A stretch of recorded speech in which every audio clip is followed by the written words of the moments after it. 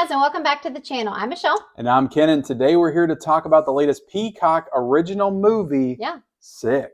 Sick, yes. It's a new slasher written by Kevin Williamson, who also wrote the Scream movies with Wes Craven. I think he was involved in writing Dawson's Creek too. So interesting. He's been a writer in a lot of stuff. I Know What You Did Last Summer for a long time, and he wrote this new COVID slasher type movie, right? Yeah. To go on Peacock, and it's also directed by John Hyams. I'm probably pronouncing that wrong, but he directed a movie called Alone, which we watched on Hulu a couple of years ago, which I remember being pretty good. Yeah, I did too. It was kind of like a stalker hostage situation. Yeah, there was some good tension in that movie, but was Sick any good? That's what we're here to talk about today. But before we get into it, hit the subscribe button if you haven't already. We talk about movies and TV shows and entertainment, news, and all that kind of stuff on this channel. So if you like that kind of stuff, hit the subscribe button. Also hit the like button. Like the video. Like she's doing over there. And then comment down below. Did you watch Sick? Again, it was on Peacock. It was available to everybody in our home. It came out on Friday the 13th. Came out on Friday the 13th. Sometimes it is nice just to sit at home and not have to worry about going to the theater to watch a new movie. Nice and easy. So it's on Peacock. Let us know what you thought of it if you watched it in the comment section below. Also, let us know if you're going to watch it based on whether or not we recommend it as well. And let's get into this one. Yeah, so like you mentioned earlier, this is based on COVID world. Yeah. And I kind of knew that it was only a matter of time before more movies started incorporating COVID. Was it start like April? I think it's like the beginning of April 2020. When did the whole COVID thing start? Was it the beginning of March? I feel like it was March, yeah. Okay, so I guess a month has happened because they do act like a little time has passed. Yeah, I want to say that March is when things started to really pick up. Yeah, like the mask mandates in effect. People are wearing the masks and all that stuff. I mean, there was still a lot of unknown, but yeah, so I knew, I know we're definitely not like through the pandemic or anything, we still, there's still COVID and everything, but I knew that it was only going to be a matter of time before we started seeing COVID show up in movies and shows and that kind of thing. And so that has definitely started happening. The first one that I can think of is The Bubble. The Bubble, yeah. Which was a horrible movie, but it was on Netflix. It was horrible. That was kind of based around COVID as well. And so this one is incorporating COVID. It basically starts out in April, and it's very heavily focused on what we kind of went through when it all started happening. Yeah, our first character we're introduced to. He's in a store. He can't find toilet paper, so they're throwing all that kind of stuff at you. But just getting into the synopsis real quick, what this movie's about. Due to the pandemic, Parker and her best friend decide to quarantine at the family lake house alone, or so they think. Right, like how spoiled. Yeah. Yeah, so these two girls, they, like you said, one of the girls, her family has this really nice cabin that is very secluded, and they decide, it shows kind of how their college shut down because, quarantine, the stay-at-home orders, all that. And they go stay in a cabin all alone, two young girls. And I'm like, that is just a recipe for disaster. A recipe for a disaster, like you just said. And so I don't know, this movie, it's like it's been long enough to where COVID isn't, I don't know, it's been long enough to where I don't feel like super sensitive about it or anything. I will say there's people that are just like kind of over this crap, and a lot of people like this kind of stuff like turns them off. I will say that if you're like that, you may not love this movie because the movie does really kind of heavily lean into the COVID stuff, right down to like it's a plot device. Like by the time you get to the end of it, like part of the plot is based on COVID. So I'd say that COVID kind of is throughout this whole movie. So if you don't like that kind of stuff, you may not love this movie.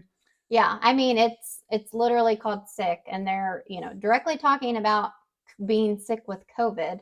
But I don't know. I thought that I enjoyed this movie. Even though there were a lot of COVID, what's the word I'm looking for? References? Yeah, COVID references, it still, I don't know, it didn't bother me too much. Now, by the time we got to the end, it was a little I would say Little over the top. unrewarding. Yeah, it was a Yeah. little unrewarding.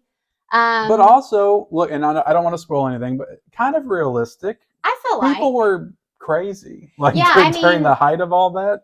I could see people. somebody being like that. Oh yeah, for sure. I mean, Yeah, people were scared. Some people are still scared, and COVID definitely kind of, brought out the I've worst in people. yeah, and kind of divided us. Like, I don't know, it's one of those things where it divided us, but then kind of also brought people together at the same time. I don't Yeah, know. Probably more so like brought families together, but divided like other people against each other. But I don't know. I still enjoy. Overall, I feel like that this was a nice little spin on how COVID kind of affected everybody mentally and physically, and yeah. how we all kind of didn't know what the hell to think or believe, or it was just all very overwhelming. And so they definitely play into a lot of that. And then they bring in the whole, there's a mystery killer.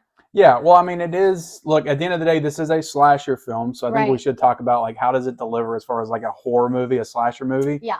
And I would say that the first like 30 minutes, I was kind of like, it was kind of boring to me. I was like, is this movie ever going to really like pick up and do anything? Mm. But by the time we got to the end, I do think it delivered on the slasher premise and genre as a horror movie. I think that this movie does kind of deliver. There's some gruesome kills Mm-hmm. that take place for sure. Right. The characters I found to be incredibly bland and boring at the very Mm-hmm. beginning of the movie. Mm-hmm. And I actually grew to like them quite a bit by the time we got to the end. I thought that they were smart. I thought they made a lot of good decisions. Right. Like they fought back. So I ended up enjoying it a lot more than I thought I would just based on like the beginning of the film itself. I don't know how you felt about Yeah, all I that. mean, me personally, I enjoyed the beginning. It kind of took me back, even though it hasn't been that long since COVID first happened, it kind of just like took me back, into the beginning of it, to where, like you said, people couldn't find toilet paper, and, they were in the supermarket, and people would kind of turn heads and look at you if you coughed. Yeah. Everybody's just terrified, and, they've got the little arrows on the floor to point you in the direction you're supposed to go, just all that kind of stuff. I don't know. I personally liked that. And, I feel like the opening of this movie was really good. I thought it was a strong opening. Interesting. Kind of reminded me of a Scream opening. Yeah, yeah, and there's definitely a lot of inspiration. There's a lot of influences you can tell. Like I don't think Kevin Williamson is quite the writer he used to be. It's not as like quippy and slick as like a Scream movie would be. Really? But I do feel like it delivers. One thing I was really impressed by was just like the filmmaking in general. I thought I don't know, it just felt like real like raw. I like the way they moved the camera around. It just really felt like you were immersed in like the action that was going on. Mm-hmm. So I liked all that kind of stuff.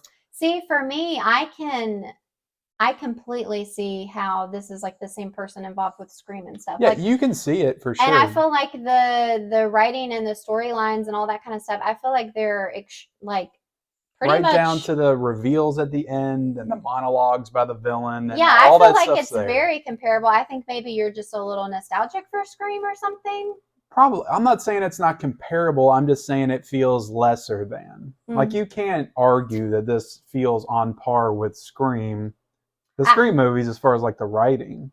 I don't know. I feel like that they're very similar. Like, I don't feel like the writing or acting is necessarily amazing in Scream. Like, Yeah, well, I mean that's fair to say that you don't think the acting's as amazing, but I do think the writing's a little bit better gotcha. in those Well, movies. I don't know.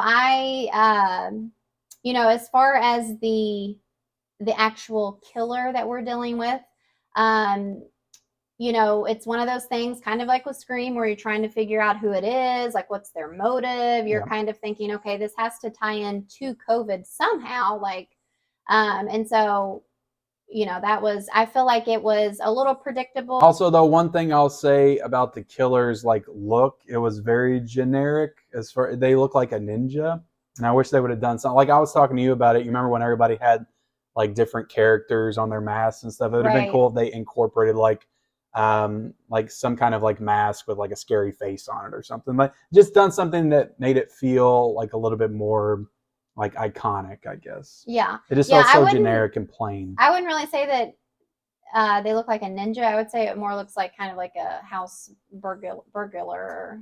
Yeah, I mean, I guess like if they were going for more like a realistic vibe and tone, like I guess it works. But I don't know. I Yeah. would just like, if if the Scream movies had the ghost face mask and everybody. If you're trying to make this a franchise, I don't know if they are. Right. Like it'd have been cool if they had like a mask.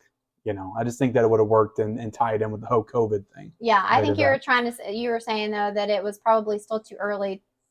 Like people Yeah, hadn't it started was. It getting those was. like special cute little masks and Yeah, that stuff. probably didn't come to like June or July or Yeah. something. So overall though, there were a lot of great, chase scenes, lots of tension.